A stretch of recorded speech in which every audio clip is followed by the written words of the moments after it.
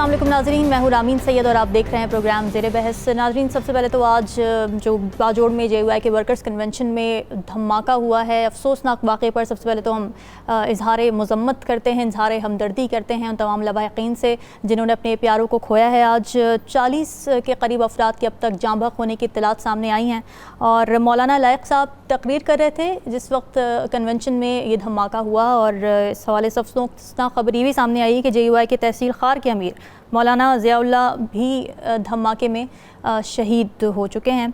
इब्तिदाई तहक़ीक़ात में बताया जा रहा है कि ये वाक़या ख़ुदकुश धमाका मालूम होता है, इस पर अभी मज़ीद तहक़ीक़ात भी की जा रही हैं।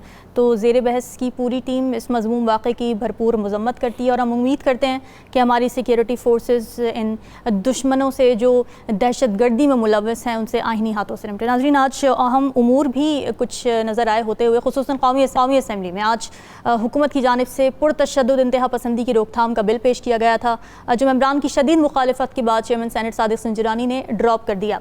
अब इस बिल का मतन था क्या?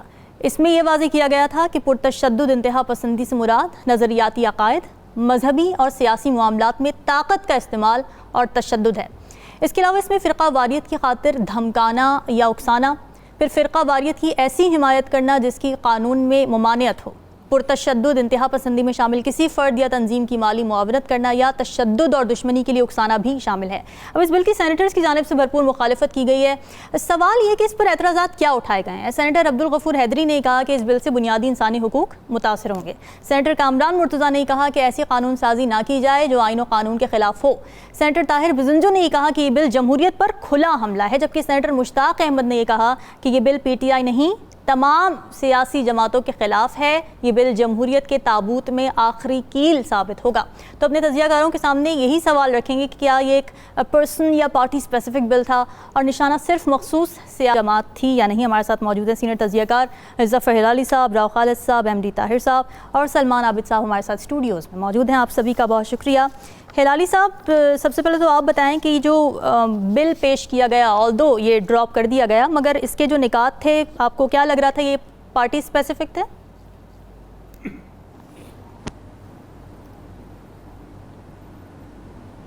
ये पार्टी स्पेसिफिक अगर नहीं भी थे तो हो सकते हैं कि पार्टी को टारगेट किया जाए इस किस्म के चार्जेस के साथ। मैं तो ये पूछना चाहता हूँ कि क्या कत्ल करना और इस किस्म की हिमाकतें जो हैं, माने हर किस्म की हिमाकतें जो ये कवर कर रहा है ये बिल, मर्डर,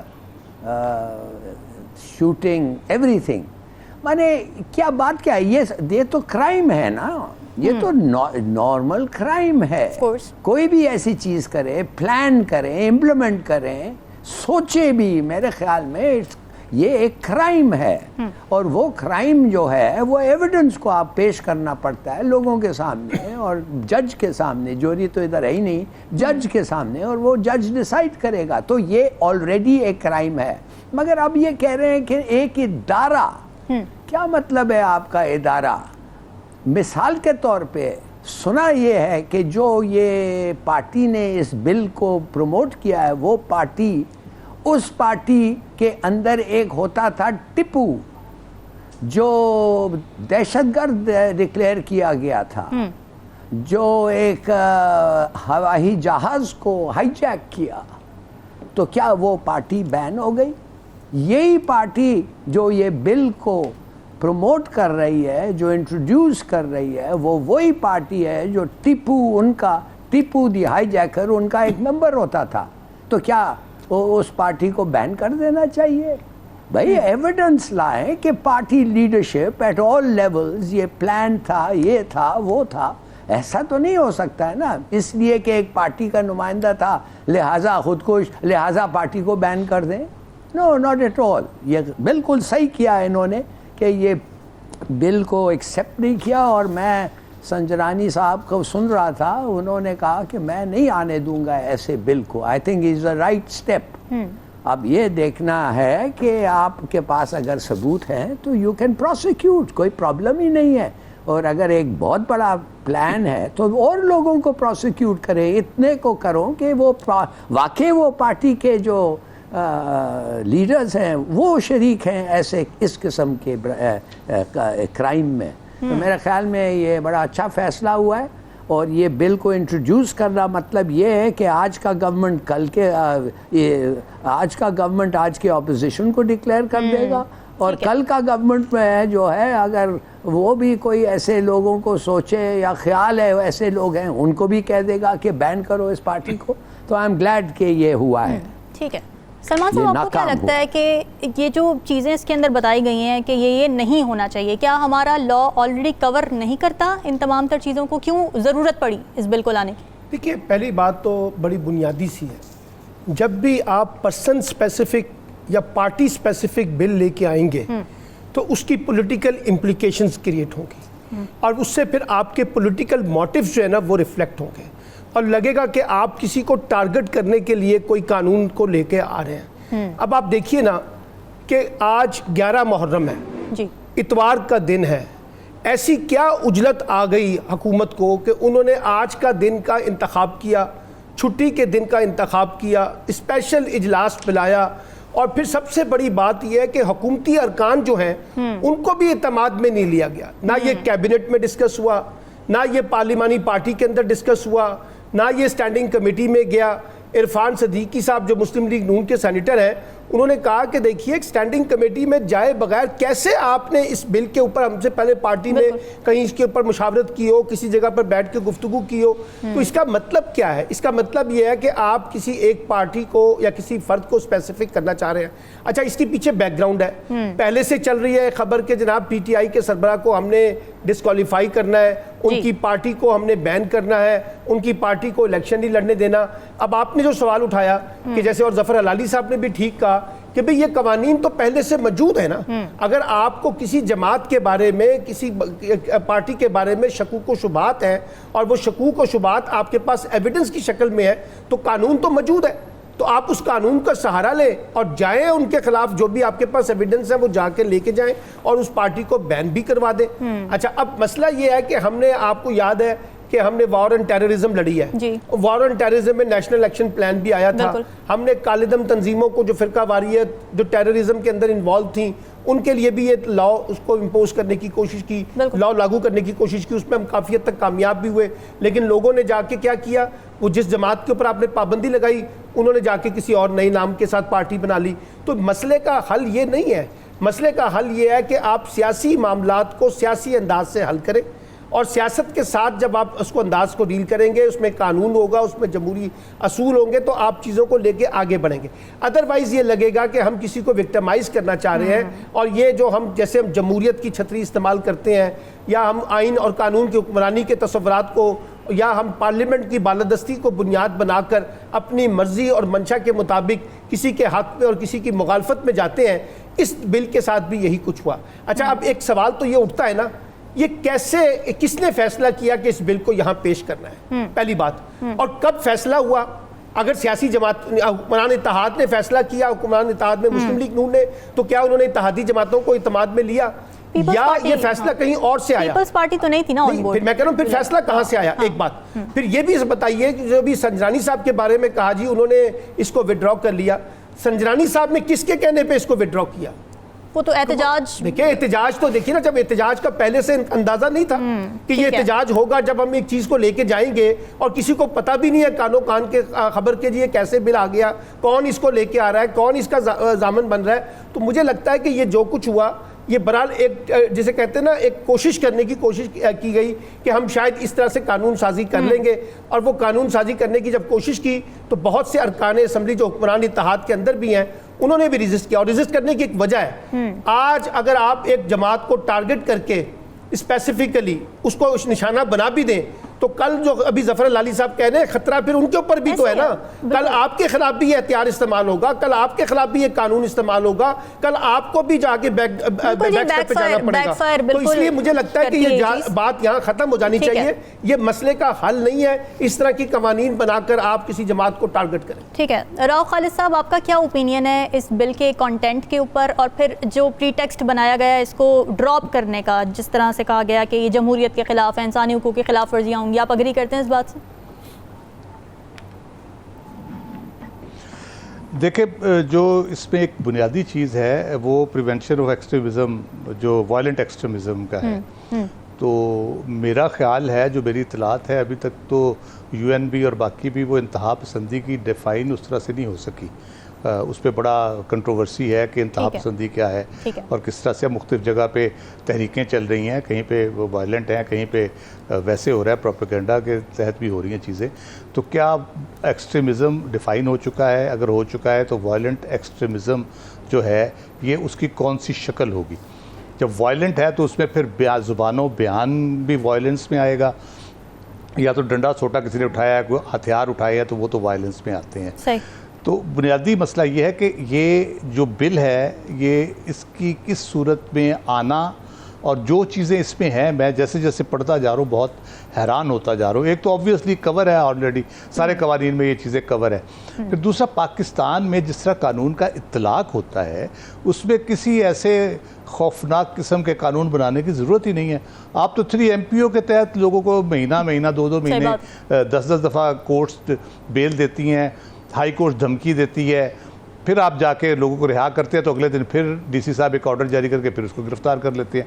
तो उसमें ऐसी क्या प्रॉब्लम पड़ गई थी कि आप इतना खौफनाक किस्म का बिल एक बनाएं और उसको पढ़ते जाएं, आप परेशान होते जाते हैं कि क्या क्या चीज़ें किस किस तरह से घेरा जाएगा लोगों को, किस किस तरह से उसमें लपेटा जाएगा जो हमारा तरीकाकार है।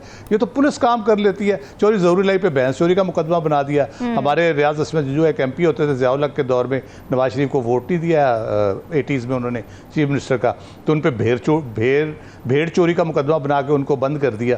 तो ये तो बहुत आम सी बातें हैं, ये रोज़मर्रा का हम देखते हैं। बात ये है बुनियादी तौर पर कि पिछले 15 माह में हमारी अवामी हुकूमत जो आई हुई है और जो जमहूरी हुकूमत होने की दावेदार है, उसने बिल्कुल स्पेस अपनी छोड़ दी है। पार्लियामेंट ने अपनी स्पेस छोड़ दी है, जमहूरियत ने अपनी स्पेस छोड़ दी है। जो बालादस्ती थी वो पता नहीं कहाँ चली गई है। बालादस्ती पता नहीं किसको कहते हैं, ये हुकूमत लेने को बालादस्ती शायद कहते हो, या नो कॉन्फिडेंस मोशन को बालादस्ती कहते हो। ये बिल्कुल स्पेस अपनी छोड़ गए हैं और ये जमहूरियत के, जो उन्होंने सही कहा सेनेटर मुश्ताक साहब ने, कि ये आखिरी कील है जमहूरियत के ताबूत में। तो ये बने ना बने, लेकिन जितनी स्पेस दे चुकी है हमारी पॉलिटिकल एलीट, उसमें ज़रूरत नहीं है। इसमें सिर्फ एक मुझे खुशाइंद पहलू नज़र आता है कि ऐसे कवानीन के होते हुए फिर मार्शल लॉ की ज़रूरत ही नहीं रहेगी मुल्क में। तो इसलिए मार्शल लॉ नहीं लगेगा, बाकी सारी चीज़ें मौजूद होंगी, हर चीज़ मौजूद होगी। तो बस ये खुशाइंद पहलू है इसका। अदरवाइज तो कसर कोई नहीं छोड़ी इस हुकूमत ने इस किस्म के कवानीन को ला के और तबाही फेर दी है। ठीक है MD साहब, अब राव खालिद साहब की ये बात कि इंतहा पसंदी क्या होती है अभी तो यही डिफाइन नहीं हो सका। फिर एक्सट्रीमिज़म की अगर बात करते हो तो अब क्या पॉलिटिकल एक्सट्रीमिज़म भी कोई नई चीज़ निकलने वाली है, उस पर भी कोई कानून साजी होगी? क्योंकि सियासी मामलात में ताकत का इस्तेमाल और दुश्मनी के लिए उकसाना, ये सब चीज़ें इस बिल में शामिल थी।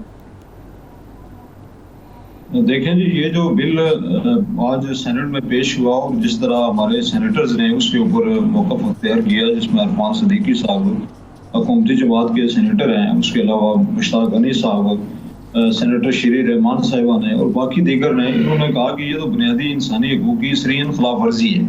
और बेसिकली पाकिस्तान जो आइन है उसमें तो तमाम हकूक़ के बारे में वाज़ेह तौर पर जो है ना वो मौजूद है सारा कुछ। अब इस तरह की इतनी हालत में मैं नहीं समझता कि ये गवर्नमेंट की इसमें नाकामी हुई है या गवर्नमेंट ने इसको जो है ना बिल को पेश करके कोई इससे कोई अचीवमेंट हासिल की है। मेरा ख्याल है कि ऐसे जो कानून हैं उसके ऊपर कंसेंसस होना चाहिए। अभी जो गवर्नमेंट है इसके तो टाइम भी अभी थोड़ा है, तो ऐसे मौके पे तो ये साजी जो है वो वैसे भी मुनासिब नहीं थी, क्योंकि इलेक्शन के बाद जो भी गवर्नमेंट आएगी वो उसमें अमेंडमेंट कर सकती है। तो मेरा ख्याल है कि इसके ऊपर तमाम सियासी जमातों को इत्तेफाक के राय हासिल करना चाहिए कि हमारे लिए कौन सी जो पुरतशद्दुद कार्रवाइयाँ हैं, जो जमातें इसमें मुलवस रही हैं। आपको भी बताया कि माजी में भी पाकिस्तान के मुख्तलिफ सियासी जमातों पे इस तरह की जो दहशत गर्दी और इस तरह के इल्ज़ाम लगा के तो उनको बैन किया गया, लेकिन बावजूद वो जमातें जो है वो पाकिस्तान के सियासी मंजरनामे पर मौजूद हैं। तो मेरा ख्याल है कि इस तरह की जो कोशिश है वो हुकूमत को नहीं करनी चाहिए, जिससे पूरी कौम का जो है ना उस हवाले से एक तहफ़्फ़ुज़ात पैदा हों और जिसके ऊपर हुकूमती जमात के अंदर भी और PDM के अंदर भी इस तरह के तहफ़्फ़ुज़ात हों जिससे हुकूमत को जो है ना वो नुकसान हो और मेरा ख्याल है कि ये इंतहा पसंदी जो है ये दहशत गर्दी है। जिस तरह आपने पहले अभी बयान किया है कि देखिए आज बाजोड़ में जो वाकया हुआ है और इसमें जो राय है उसमें ये है कि 2-4 अफराद जो हैं उनकी सोच या उनकी राय जो है वो पूरी सियासी पार्टी के ऊपर उसका वो नहीं हो सकता गलबा, वो उन लोगों का इनफरादी अमल हो सकता है। उसको बाकायदा वो इन्वेस्टिगेशन करें, उसके ऊपर उसको चार्ज करें और उसके बाद जो सजा बनती है पाकिस्तान के आइन के तहत वो उसको दें। और उसको अपील का हक भी हाई कोर्ट में है, लेकिन लकीली ये हुआ कि आज वो हमारे चेयरमैन सेनेट ने ये बिल जो है विड्रॉ कर लिया है। ठीक है, बिल्कुल। अब ये पॉइंट आ गया कि विक्टिमाइज़ करने में भी कानून साजी नहीं करनी चाहिए, क्योंकि तारीख गवाह है कि जब जब विक्टिमाइज़ करने के लिए कानून साजी की गई तो वो बैकफायर की। यहाँ वक्त एक ब्रेक का, स्टे विद अस।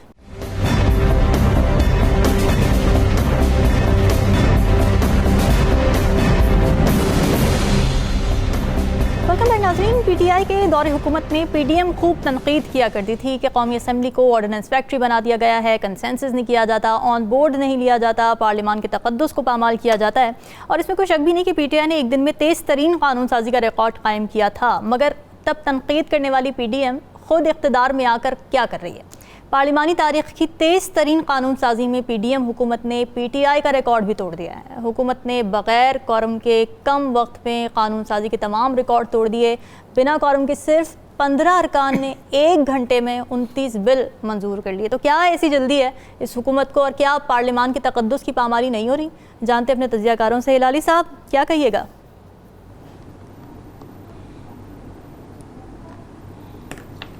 मेरे ख्याल में इसको हम सबमिट करना चाहिए जॉइंटली हमारे प्रोग्राम में। ये गिनेस बुक ऑफ रिकॉर्ड्स को हम ये भेजें और कहें कि ऐसा कभी पहले हुआ है कि एक सर्विंग पार्लियामेंट जो है वो 29 मेंबर्स का 29 बिल्स को 15 मेंबर्स जिस 300 प्लस में से 15 मेंबर्स से पास किया 1 घंटे में। ये मस्ट बी अ रिकॉर्ड। तो मेरे ख्याल में अच्छा होगा हम लोगों को वो एक मग वग का कुछ वो दे देंगे याददाश्त कि आपने गिनेस बुक ऑफ रिकॉर्ड्स में ये मामला पेश किया। बिल्कुल। व्हाट कैन यू से इसके बारे में? ये तो एक पूरे सिस्टम की मकरी है और इन्होंने पढ़ा भी नहीं है। देखिए 1 घंटे में 29 बिल तो आप पढ़ भी नहीं सकते। They haven't even read it. तो ये एक मकरी है पार्लियामेंट में। आपको याद है कि एक कोई बिल पास कर रहे हैं कंटेम्प्ट ऑफ पार्लियामेंट। मैं कहता हूँ ये कंटेम्प्ट ऑफ पार्लियामेंट है। ये बिल ये 15 लोगों को तो ये कंटेम्प्ट में फौरन लेना चाहिए।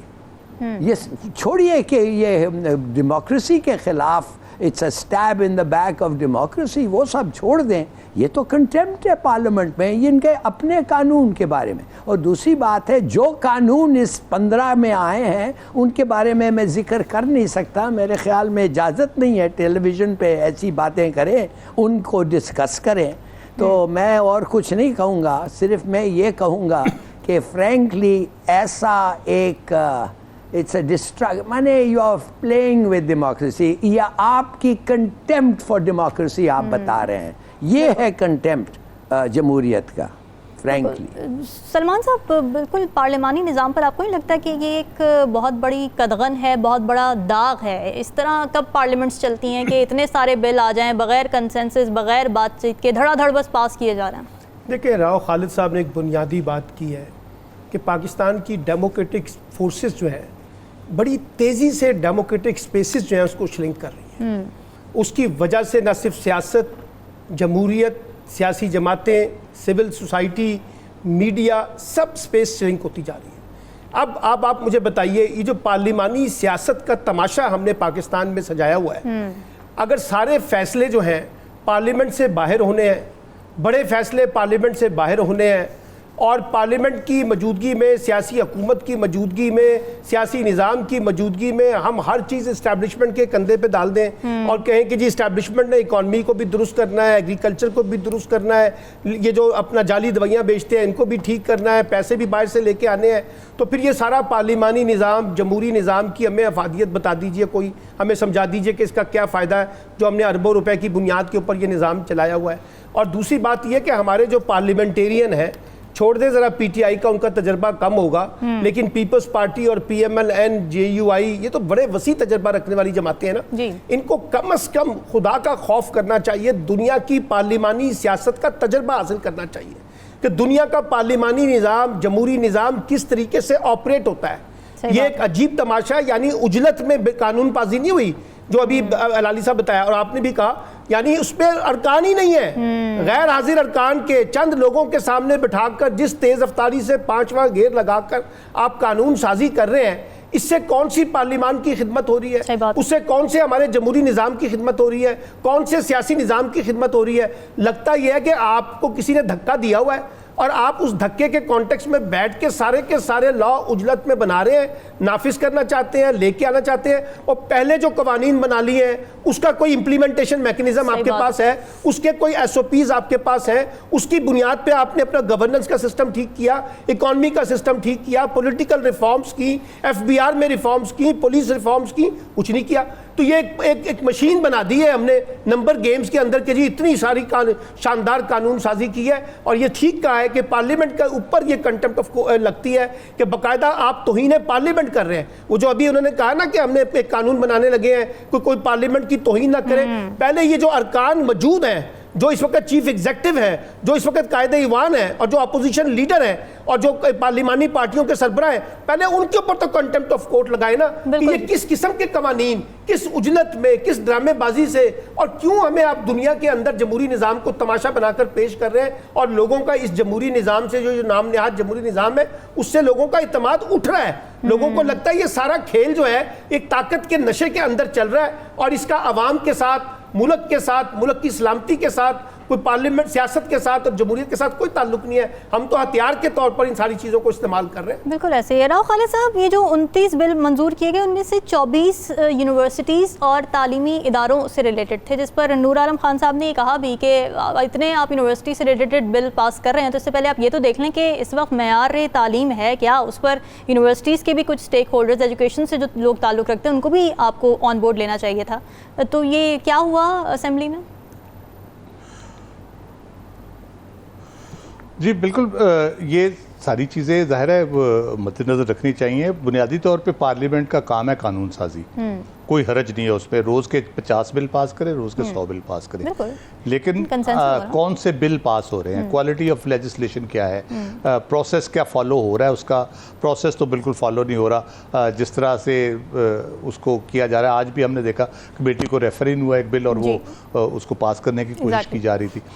तो जितने भी बिल ये आए हैं यूनिवर्सिटीज़ के अलावा, यूनिवर्सिटीज़ के अपनी जगह पर उनकी इस्टेब्लिशमेंट किस तरह से हुई, हमने उसमें भी आपको स्कैंडल नज़र आएंगे जल्दी, जैसे जैसे ये हुकूमत जैसे हुकूमत जाएगी और केयर टेकर गवर्नमेंट आएगी, उसमें बड़े स्कैंडल आएंगे। फेडरल डायरेक्टर ऑफ एजुकेशन के बड़े स्कैंडल्स हैं जिसमें बहुत घपले करने की कोशिश की जा रही है। DG को भी तकरीबन हटा दिया गया है, डिप्टी DG को भी हटा दिया गया, और JS को चार्ज दे के कोई 2-3 ऐसे मामला करने की कोशिश की जाए जिसमें 1.5-2 अरब के घपला है तकरीबन। आप कह लें कि एक उसमें किक बैक होगा उस मुख्तलिफ मामला में। तो ये सारी चीज़ें इसमें भी निकलेगी। लेकिन जो दूसरी लेजिस्लेशन जिसकी हम बात कर रहे हैं, वो जितने आपके आइन में बुनियादी हकूक़ दिए गए हैं, डायरेक्ट उन पे वो जद पड़ रही है। आपकी शख्सी आज़ादियाँ सल्ब की जा रही हैं। तहरीर व तकरीर की आज़ादी हो, आपको फ्री मूवमेंट की आज़ादी हो, आपको कोई नज़रिया रखने की आज़ादी हो, आपको पॉलिटिकल पार्टी बनाने की आज़ादी हो, जिस किस्म की लेजिस्लेशन की जा रही है उसमें बिटवीन द लाइंस ऐसी चीज़ें हैं कि आपकी सारी आज़ादियाँ तकरीबन सल्ब की जा चुकी हैं। अगर ये आज वाला बिल पास हो जाता तो बिल्कुल वो आखिरी कील की जो बात हो रही है, ये बिल्कुल आखिरी कील होती उन आज़ादियों के ऊपर। तो ये और फिर उसके ऊपर जो सबसे अफसोसनाक सूरत हाल है, हमारे जो अदलिया पूरी है या अदालती निज़ाम इस वक्त जो है वो भी तकरीबन एक मजाक बन चुका है। उसके जिस तरह से वो ऑर्डर देते हैं, पाकिस्तान की सबसे बड़ी कोर्ट ऑर्डर देती है कि इलेक्शन कराएं 14 मई को, नहीं होते, वो कहते नहीं कराते जी, कर ले जो करना है। उसकी बजाय एक धरना आ जाता है उसके बाहर, सुप्रीम कोर्ट के बाहर, और वो पता नहीं वायलेंट एक्सट्रीमिज्म में आता है कि नहीं आता, अल्लाह बेहतर जानता है। तो ये इस तरह की सूरत हाल है। जहाँ अदलिया की ये सूरत हाल हो, सिविल सोसाइटी आपकी खामोश बैठी है, NGOs आपकी बोल नहीं रही, जिस किस्म की इंसानी हकूक़ की खिलाफ वर्जियाँ हो रही हैं पुलिस के हाथों, और गवर्नमेंट जिस तरह से स्टेप्स ले रही है अपने सियासी मुखालफिन के ख़िलाफ़ और दूसरे लोगों के ख़िलाफ़, तो इस सूरत हाल में सिर्फ दुआ ही है कि अल्लाह ताला कोई बेहतरी की सूरत पैदा करे अवाम के लिए, क्योंकि खवास को तो मसला नहीं है, उनको तो रिहायशी मस्कन में फैले हुए हैं, वो चुप करके एक जहाज़ प्राइवेट लें या सरकारी जहाज़ लें, कहीं जाके वो बैठ जाएंगे आराम से। तो भुगतना तो हम लोगों ने जो यहाँ से कहीं जा नहीं सकते, जिनका जीना मरना यहाँ पे है, जिन्होंने इस मुल्क में रहना है। तो इस तरह की चीज़ें जितनी भी हो रही हैं उसके ऊपर बड़ा कंसर्न होना चाहिए, सिविल सोसाइटी को होना चाहिए, मीडिया को होना चाहिए, पॉलिटिकल पार्टीज़ को ऑब्वियसली होना चाहिए। शुक्र है आज सियासी जमातें एकदम से यकजुबान हुई हैं एक कानून के ऊपर, इसी तरह सारे कवानीन के ऊपर होना चाहिए था पहले भी, और अभी भी अगर ये होश के नाखुन लें तो बहुत बचत हो सकती है, वरना तो मामला हाथ से निकल चुके हैं। बस दुआ वाली सूरत हाल ही रह गई, जैसे मैंने कहा। बिल्कुल ठीक है। MD ताहिर साहब, आपका क्या टेक है इसके ऊपर?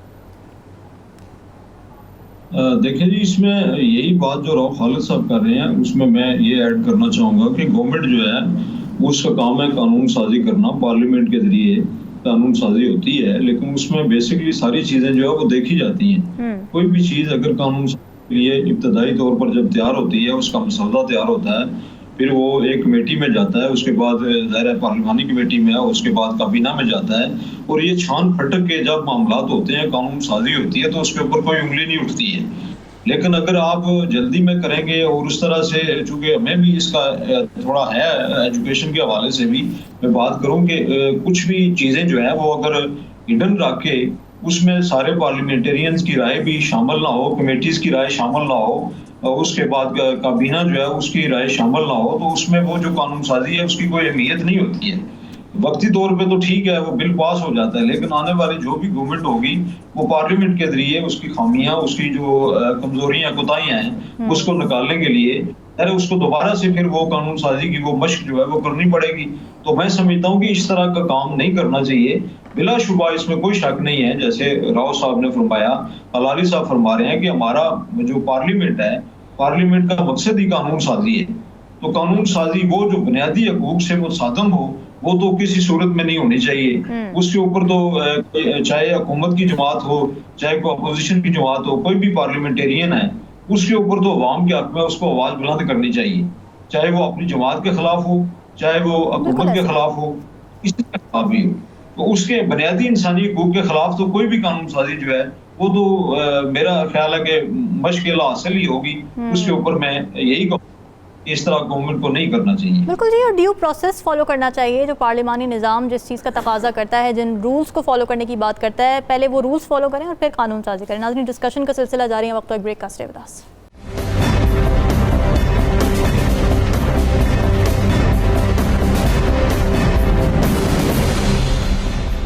वेलकम बैक जी। चंद दिनों की मेहमान मौजूदा असम्बली की मुद्दत ख़त्म होने से पहले धड़ाधड़ तरक्याती मंसूबे मंजूर किए जा रहे हैं। एक्निक ने 1220 अरब रुपए के 8 बड़े तरक्याती मंसूबों को ग्रीन सिग्नल दे दिया है। वफाकी वज़ीर ख़ज़ाना साग डार की ज़ेर सदारत एक्निक का इजलास हुआ था, जिसमें 1200 मेगावाट के हामिल चश्मा न्यूक्लियर पावर प्रोजेक्ट यूनिट 5 मनसूबा समेत अहम मंसूबों की मंजूरी दे दी गई है। Karachi shipyard and engineering works के इंफ्रास्ट्रक्चर मंसूबे, जबकि हुकूमत सिंध के सैलाब से मुतासरा इलाकों में स्कूल्स की तामीर और बहाली के मंसूबे की मंजूरी दी गई है, जबकि मुख्तलिफ सड़कों की तामीर और कनाल सिस्टम्स की रीमॉडलिंग के लिए भी फंड्स मुख्तस कर दिए गए हैं। अब अपने तजज़ियाकारों से ये जानने की कोशिश करते हैं कि इक़्तिदार के आखिरी दिनों में तरक्याती मंसूबों के लिए ख़जाने के मुँह खोल देना, क्या हुकूमत का ये रवैया दुरुस्त है? हिलाली साहब।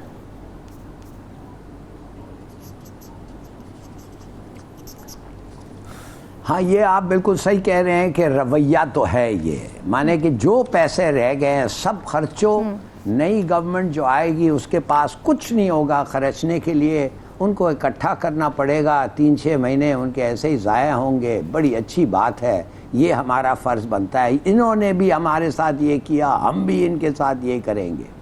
देखिए, दिस इज़ पाकिस्तानी पॉलिटिक्स। मैं आपको बताना चाहता हूँ कि ना सिर्फ ये प्रोजेक्ट्स, बड़े डेलीगेशंस आजकल फिर रहे हैं दुनिया में कुछ फैमिलीज़ के साथ, वो जो एक्सपेंडिचर है वो फैमिलीज़ का जो गए हुए हैं वो भी मेरे ख्याल में आपके और मेरे टैक्स से उनको मिलता है। तो माने कि अब आप क्या कह सकते हैं। देखिए एक तरीका ये है और हमने कोशिश की थी कि इसको वर्क करने, ये जो डेलीगेशंस बाहर देते हैं और उनके लिए स्ट्रेच लिमोज हायर करना चाहते हैं, यकीन करें न्यूयॉर्क में स्ट्रेच लिमोजीन्स आ रहे थे, एक आदमी के लिए वो शॉपिंग करने के लिए जाता था। तो ये जब होने लगे तो उस वक्त के जो प्राइम मिनिस्टर थी जिसके मैं काम करता था उनके सेक्रेटेरिएट में, तो उन्होंने ये कहा और बल्कि मुझे कहा कि यार ये तो बहुत सारे पैसे खर्च हो रहे हैं, ये तो अपने कमरे में बैठ के अपने दोस्तों को बुला के खाना ऑर्डर कर रहे हैं लोगों के लिए।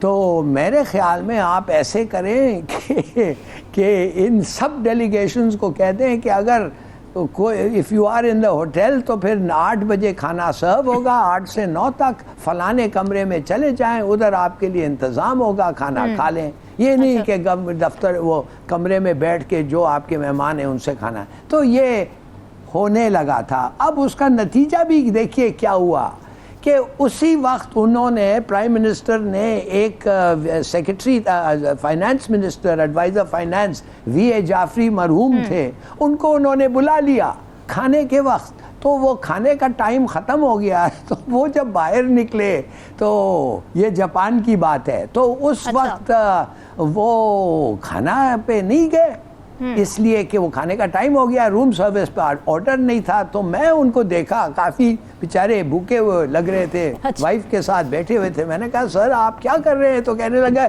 मैं तो यार खाने का टाइम चले गया ये वो। तो फिर मैंने इंतज़ाम कुछ किया उनके लिए। मगर कहने की बात ये है कि अगर ये एक्सपेंडिचर ऑडिट करें, डेलीगेशन ख़त्म हो गया, विजिट ख़त्म हो गया, रिसीट्स आ गए हैं, ऑडिट करें बैठ के। जब आपको पता चलता है कि अननेसेसरी है तो उसको कॉल करें कि यू हैव ऑर्डर्ड अ मील, आप एक आदमी है 15 लोगों के लिए कमरे में बैठ के, तो ये किसके हुक्म पे किया, कैसे किया, हु आर दीज पीपल? भाई निकालो उनसे पैसे, वापस लो। 1-2 दफ़े ही आप करें, वो नहीं करेंगे। भूखे तो नहीं मानने जाना चाहिए उनको इसलिए कि वो कमरा बंद हो गया है। तो कहने की बात सिर्फ ये है कि नो सेंस ऑफ प्रोपोर्शन, ये तो होता ही है। जिधर कोई मुफ्त चीज़ मिले तो खाओ, लूटो, 10 दफ़े खाओ, 10 लोगों को बुलाओ अगर तुम्हारा पेट भर गया है। व्हाट कैन आई से, ये है हमारा कल्चर। बिल्कुल जी। क्या कहेंगे राव खालिद साहब, क्या कोई बेहतर तरीक़ा या कोई बेहतर ऐसे सेक्टर्स हैं जहां पर प्रायोरिटाइज़ करना चाहिए था हुकूमत को कि वो वहां पर फंड्स रिलीज़ करे ताकि कोई हमारी रेवेन्यू जनरेशन का मैकेनिज़्म भी ऑन हो सके? क्योंकि अभी तक तो हम कर्ज़ों पर चल रहे हैं, कर्ज़े लेते हैं, वही कर्ज़े हम तरक्याती फ़ंड्स में दे देते हैं, तो हम खुद से पैसे बनाने अभी तक हमें आए नहीं हैं। जी मैं यही कहने लगा था। आपने जब कहा ना ख़जानों के मुंह खोल दिए तो मुझे हंसी आ गई। मैं कौन सा ख़जाना है जिसका मुंह खुला है? यहाँ पे है कुछ नहीं आपकी किटी में, तो आप उसका मुंह खोल भी देंगे तो उसमें राख निकलेगी, खाक निकलेगी, और क्या निकलेगा उसमें? उधार के पैसों से, जैसे आपने कहा, बिल्कुल उधार के पैसों से हम काम चलाएंगे। एक और हिलाली साहब से मुझे याद आया, मुझे भी काफ़ी इंटरनेशनल विजिट्स का मौका मिला डिग्निटरीज़ के साथ, प्रेसिडेंट प्राइम मिनिस्टर के साथ। तो ऐसे लोग भी थे जो अपने गर्मियों के कपड़े साथ ले जाते थे, इंटरनेशनल विजिट का इंतज़ार करते थे और ड्राई क्लीनिंग वहाँ से कराते थे होटलों में जाके, ताकि पैसे बच जाए। पाकिस्तान में जो 500 रुपया उस वक्त सूट का लगता था या 400 रुपया, तो वो बच जाए। तो ये अप्रोच हमारी यकीनन इसी किस्म की है। ये तरक्याती फंड है और ये इसको आप प्री पोल रिगिंग आप इसको कह सकते हैं। ये जो तरक्याती फंड जो दिए जा रहे हैं एमएनएस को खास तौर पे, बाकी मंसूबों की अप्रूवल हुई है, उसका प्रोसीजर 4 साल 5 साल 6 साल चलता है। वो फंड रिलीज़ होंगे, फिर आगे केयर टेकर सेटअप आएगा, उसके बाद गवर्नमेंट आएगी, जैसे भी होगा तो वो उसके रिलीज। लेकिन ये जो एमएनएस को दिए गए 50 अरब के करीब तकरीबन, और पंजाब में जो गाड़ियों की खरीदो फरोख्त खरीदी जा रही हैं और जो उस पर इन्वेस्टमेंट हो रही है, और वो ये यकीनन प्री पोल रिगिंग में आता है। और सरकारी मुलाजमीन को इस तरह अपीज़ करना एक कोशिश है उसको उनको माइल करने की कि जब इलेक्शन हो तो आप किस तरफ आपने खड़े होना, ताकि आपको आइंदा भी इस किस्म के बेनिफिट्स मिलते रहें। लेकिन एक चीज़ शायद ये लोग भूल रहे हैं, हम अगर जुलाई 2022 के इलेक्शन देखें, जो ज़िमनी इलेक्शन हमारे हुए, तो ये जो सड़कें, नालियाँ, गलियाँ, बिजली, गैस के प्रोजेक्ट्स के ऊपर अब लोग उस पर वोट उस तरह से नहीं करेंगे।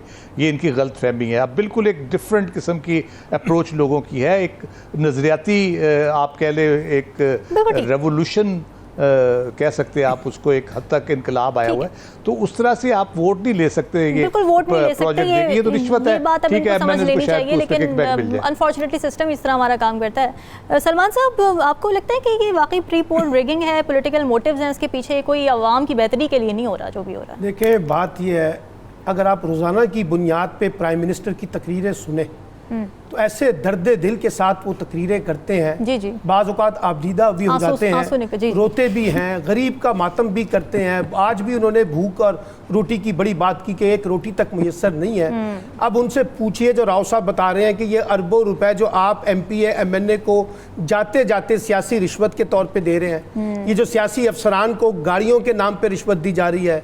आपको पता है लाहौर में लिबर्टी के करीब एक झंडा लगना था पाकिस्तान का, उसके ऊपर करोड़ों रुपए जो है वो टेंडर किए गए। यानी अंदाजा लगाइए, एक झंडा लगाने के लिए हम करोड़ों रुपए, उधर हम ब्रादर इस्लामी मुल्कों से रिक्वेस्टें कर रहे हैं, सर हम चीन से मदद मांग रहे हैं, सऊदी अरब से मदद मांग रहे हैं, और वजीर आजम कह रहे हैं कि मैं बड़ा शर्मिंदा महसूस करता हूं कि जब मैं लोगों से पैसे मांगता हूं, मैं भी पैसे मांगता नहीं हूं, लोगों को पता चल जाता है कि मैं पैसे मांगने आया हूं। तो सवाल ये है कि ये जो हमारा हुक्मरानी का अंदाज है, ये सारा का सारा, जैसे अभी राव साहब ने कहा कि प्री पोल रिगिंग के कॉन्टेक्स्ट में चल रहा है, और हम पहले से इलेक्शन को मैनेज करने की कोशिश कर रहे हैं, लेकिन ये ऐसा होता नहीं है। मैं एक मिसाल जो राव साहब ने की है ना, उसकी तस्दीक करते हुए एक मिसाल देना चाहता हूं। 2008 का जब इंतखाब हुआ ना, तो 2002 से लेकर 2008 तक चौधरी परवेज लाई के दौरे हुकूमत में पंजाब में बेतहाशा डेवलपमेंट प्लान हुआ था, और बेतहाशा प्रोजेक्ट चले थे दही इलाकों के अंदर, शहरी इलाकों के अंदर। नतीजा क्या निकला? नतीजा ये निकला कि वो इलेक्शन बुरी तरह से हार गए, क्योंकि अब इलेक्शन जो है वो मोमेंटम के साथ जो है वो किसी एक इशू लहर के साथ चलता है। तो इसलिए मैं ये समझता हूं कि हमारे यहाँ कोई इस तरह के बजट का ऑडिट नहीं होता। जो बाहर से पैसे देते हैं वो इन पे सवालात नहीं उठाते कि भाई आप हमसे पैसे मांग रहे थे आजिज़ी के साथ, अब बैगिंग के कॉन्टेक्स्ट में, और जाके आपने अरबों रुपए जो है वो सरकारी मुलाजमीन की गाड़ियों पे लगाते हैं। तो मुझे लगता है हमारा सारा हुक्मरानी का निज़ाम जो है ना, इसको रिविजिटिंग करना पड़ेगा, रीस्ट्रक्चर करना पड़ेगा, रीडिज़ाइन करना पड़ेगा। ये कोई जमहूरियत का निज़ाम नहीं है, ये एक रूलिंग एलीट के तबके का निज़ाम है, जिसमें हमने चंद लोगों को, चंद खानदानों को नवाजना है, और बाकी सब लोगों को टैक्स उनका निचोड़ के ना उन पर टैक्स लगा के उनका खून चूसना। अपने सियासी मफादात ही सोच रहे होते हैं। MD साहब, आपको क्या लगता है तरक्याती फंड्स रिश्वत हैं या फिर फलाही आवाम के जो मफाद के लिए कुछ काम किया जा रहा है, जो इम्प्रेशन ये दे रही है हुकूमत, क्या ठीक है इसमें से? देखिए जी, मैं बड़े अदब से थोड़ा सा इख्तलाफ करूंगा कि चूंकि हर दौर में जो हुकूमतें आई हैं उनके आखिरी एग्जाम आप देख लें, रिकॉर्ड देख लें, उसमें फंड्स जारी हुए हैं। और मैं समझता हूँ जो कौमी पॉलिसी है, जो कौमी मंसूबे हैं, उनको तो आगे चलना चाहिए, और उसके लिए तो होनी चाहिए। ये अवाम का इस्तेकाफ भी है। यकीनी तौर पे इस गवर्नमेंट की जो मियाद है वो 12 अगस्त तक है, तो उससे पहले जो बिल्कुल जायज़ मंसूबे हैं वो तो गवर्नमेंट को देने चाहिए। अवाम की ये ज़ाहिर ज़रूरत भी है, और अवाम का इस्तेकाफ भी है, और अवाम की डिमांड भी है।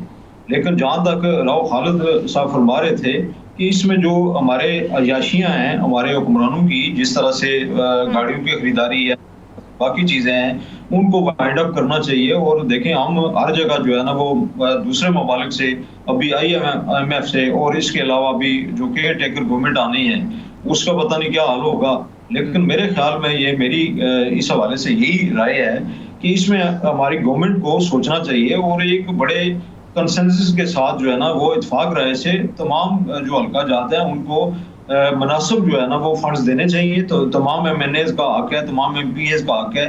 और अभी तो आपको पता है कि हमारी कौमी असम्बली जो है उसमें तो बहुत सारी अक्सरियत जो है वो तो बाहर बैठी है। तो इस हवाले से ये असर जो है वो उभरता है कि फर्ज करें जी, जो हमारे इस वक्त अपोजिशन लीडर है राजा रियाज साहब, उनके साथ जो लोग हैं, या जो नून लीग के हैं, PDM के हैं, उसके हवाले से उनको जब फंड्स जारी होंगे तो वो उसमें एक तासर तो उभरेगा कि जो गवर्नमेंट जो है अपने लोगों को फंड्स दे रही है, और उससे तरक्याती मंसूबे दे के शायद इलेक्शन में कोई इसको उनको बेनिफिट हो जाए।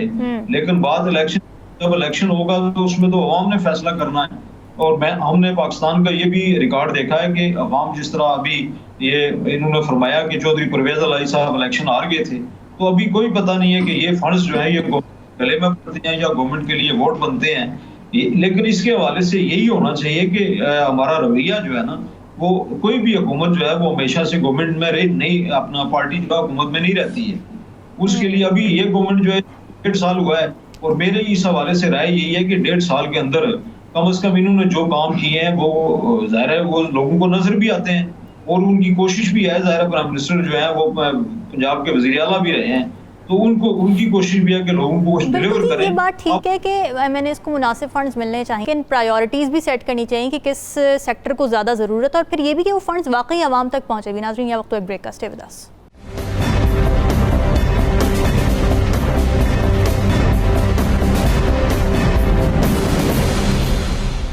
वेलकम बैक नाज़रीन। CPEC को 10 साल मुकम्मल हो चुके हैं और इसी मुनासिबत से इस्लामाबाद में तकरीब रखी गई है, जिसमें चीनी नायब वज़ीर आज़म ही लेफ्टनिंग शिरकत करने के लिए आज पाकिस्तान पहुंच चुके हैं। 2013 में CPEC माहदे पर दस्तखत के बाद इसे गेम चेंजर मनसूबा कहा जाने लगा था, यानी ऐसा मनसूबा जो मुआशी मसाइल हल करते हुए मुल्क की किस्मत बदल देगा। माहिरीन ये कहते हैं कि CPEC की वजह से न सिर्फ पाकिस्तान की तवानाई की कमी दूर हुई है, बल्कि बुनियादी ढांचे और शाहराहों की तामीर से बलोचिस्तान में मौजूद गवादर बंदरगाह और मगरबी चीन के इलाकों के दरमियान ज़मीनी राब्ता भी कायम हो गया। लेकिन दूसरे मरहले में CPEC मंसूबों में पेशरफ्त नहीं हो सकी। क्यों पेशरफ्त नहीं हो सकी, इस हवाले से अपने तजियाकारों से ज़रा बात कर लेते हैं। लाली साहब, आपको क्या लगता है, क्या वजूहात हैं? एक तो ये कि जो हमने डिफ़ाइन किए थे मकासद CPEC को लेकर, जो हमारी उम्मीदें थी, क्या वो पूरी हुई हैं, और अगर नहीं हुई तो वजह क्या है?